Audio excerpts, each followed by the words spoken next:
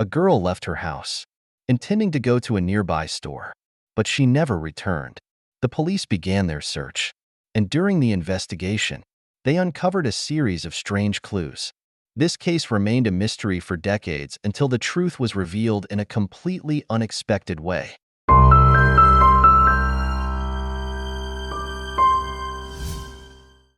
Christy Wesselman was born on October 19, 1970, in Glen Ellen, Illinois.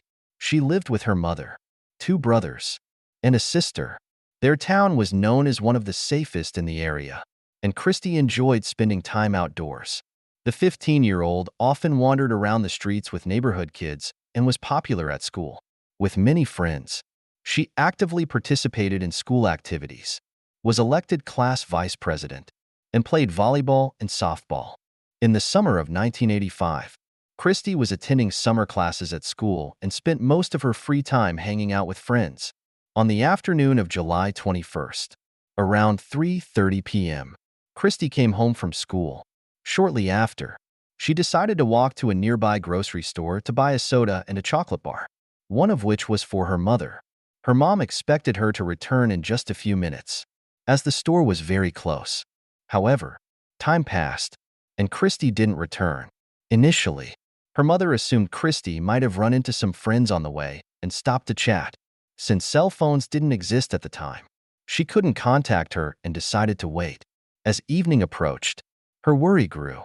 Finally, she began calling Christy's friends to check on her whereabouts. None of Christy's friends had seen her that day. Her mother became desperate and went to the store and along nearby streets to search for her, but found no trace of Christy.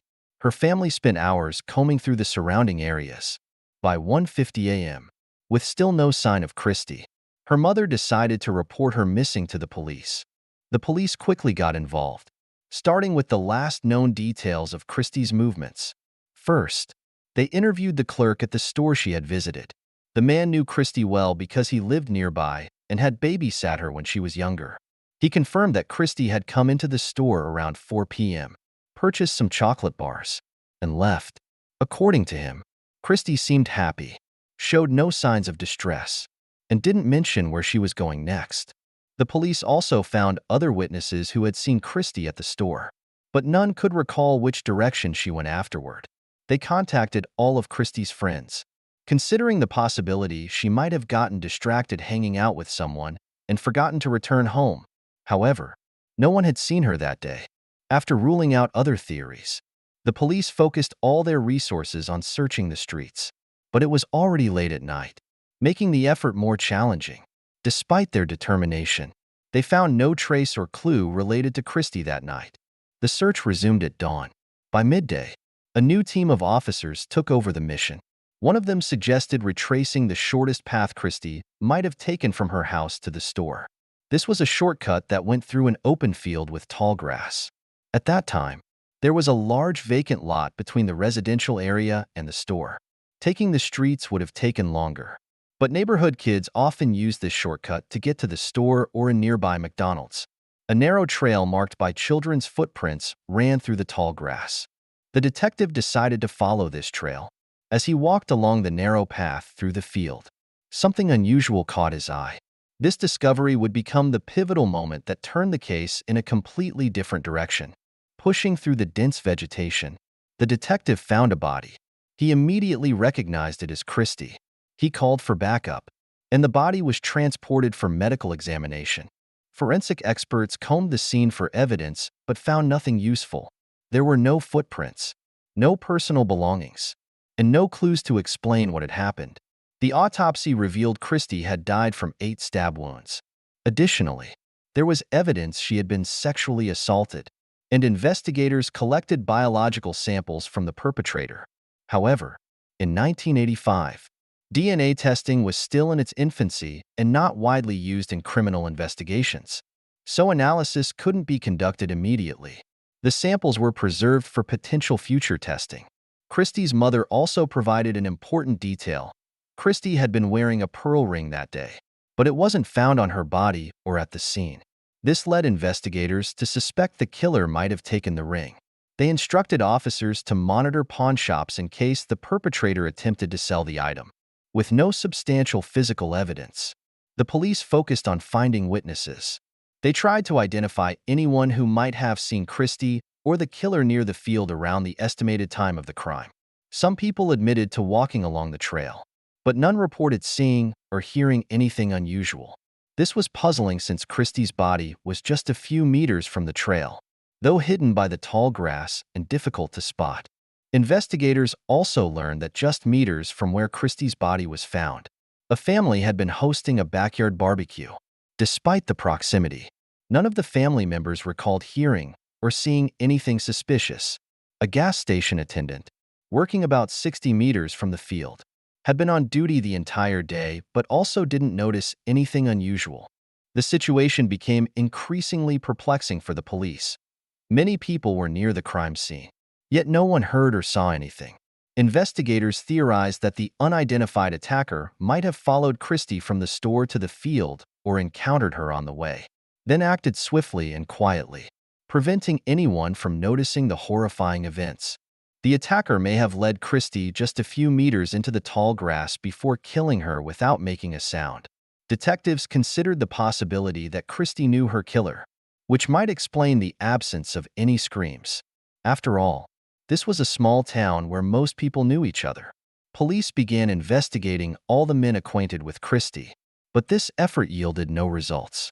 They also compiled a list of individuals with violent criminal histories in the area but found no one who had been convicted of murder. For months, the investigation made little progress. Every lead turned into a dead end. This state of stagnation persisted for 3 years, until 1988, when an unexpected breakthrough occurred. By this time, DNA analysis was becoming an increasingly critical tool in criminal investigations. Detectives decided to collect DNA samples from everyone who had been considered a potential suspect in Christie's case. Many individuals cooperated, but none of the samples matched the biological evidence collected from the crime scene. However, one person refused to provide a DNA sample: Dana Henry, a 34-year-old man who lived near the field where Christie's body was discovered and had been on the police's radar early in the case. At the time, Henry denied any involvement, but his refusal to provide a DNA sample raised doubts about his innocence. The police sought a court order to compel Henry to provide a sample. Henry appeared in court and continued to insist on his innocence. However, he was held in contempt of court and jailed locally for a few days. Only then did Henry agree to provide a DNA sample. The results showed that his DNA did not match the killer's.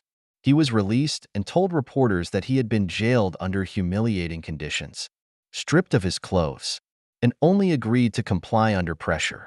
Henry claimed he had spent around $50,000 in legal fees throughout the ordeal. This $50,000 was a massive sum at the time. Henry had to mortgage his house and eventually lost it. His friends and family turned their backs on him, leaving Henry frustrated and bitter. He filed a lawsuit against the police department, but the case went nowhere. Even after the DNA results cleared him, some people continued to believe he was the killer. Years later, Henry admitted to reporters that the entire episode had ruined his life, even though he was never officially charged. For the following year, Christie's case remained stagnant, until 1989, when an unexpected twist brought it back into the spotlight.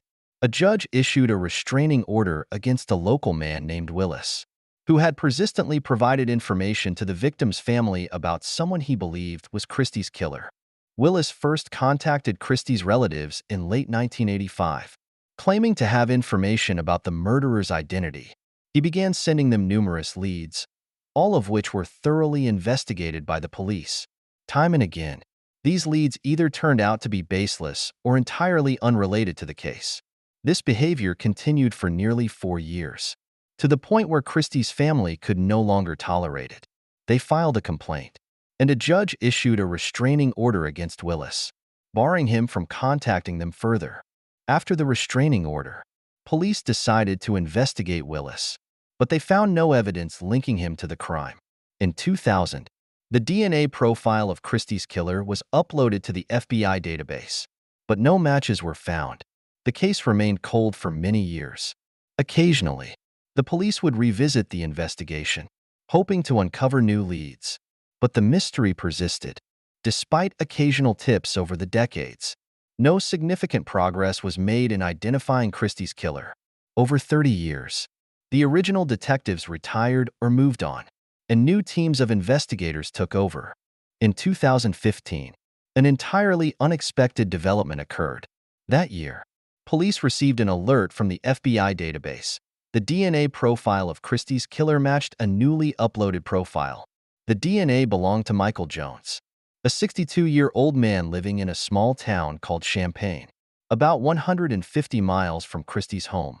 Jones's DNA was entered into the database after he was arrested for domestic violence. His wife had reported him to the police, leading to his arrest.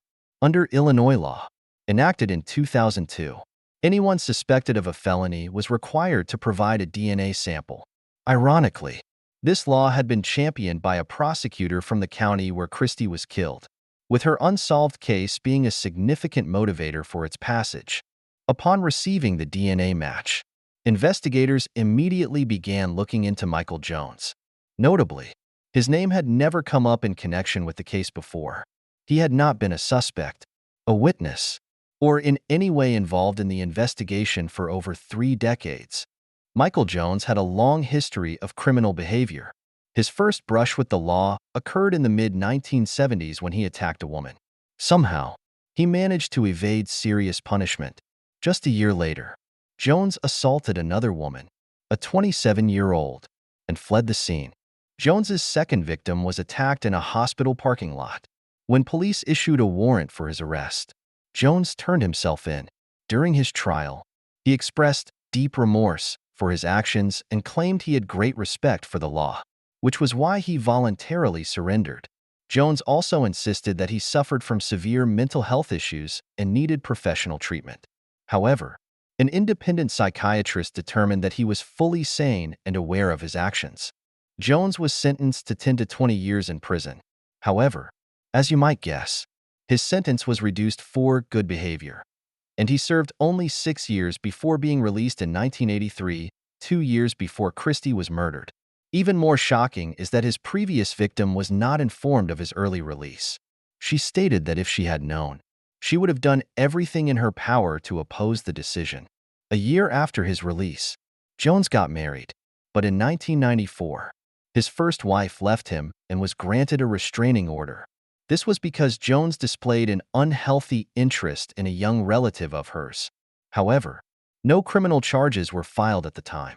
In 1999, Jones was arrested again for assaulting a family member of his new girlfriend.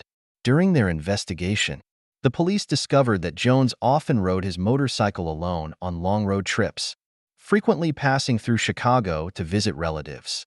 Since Christie's town was located in the suburbs along that route, it was highly likely that he passed through the area in 1985. If he had only stayed for a few hours, tracing Jones's movements would have been nearly impossible. This could explain why he remained off the detectives' radar for decades. Christie's mother revealed that she had never heard of Michael Jones before.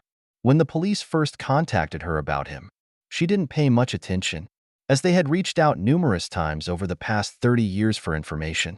She assumed it was just part of their routine investigative work.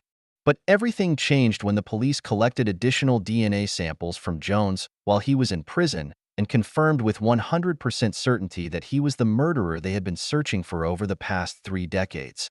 The police personally visited Christie's mother to deliver the news. After all these years, the man responsible for her daughter's death had finally been apprehended. Before formally charging Michael Jones, detectives interviewed his ex-girlfriend and gathered additional information. She described Michael as someone with a volatile temperament, calm one moment and suddenly angry without any clear reason. She also mentioned his obsession with crime novels and television crime shows. These details led investigators to suspect that Michael Jones might not only be responsible for Christie's murder, but could also be linked to other unsolved crimes.